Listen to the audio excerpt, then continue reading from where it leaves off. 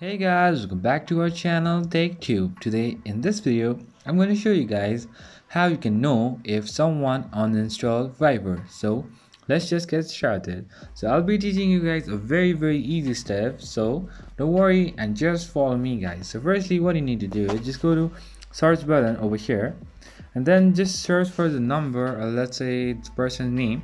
So let me just have a number.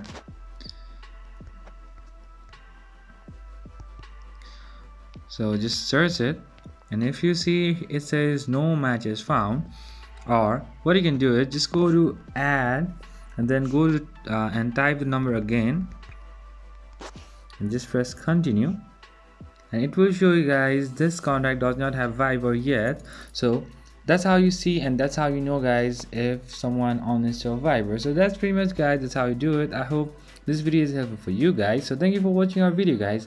If you like our video, please leave a like and do not forget to subscribe our channel and also hit the bell icon so you never miss an update from us. If you have any queries, just comment down below guys. I'll see you guys again in our next video. Till then, stay safe guys. Thank you for watching.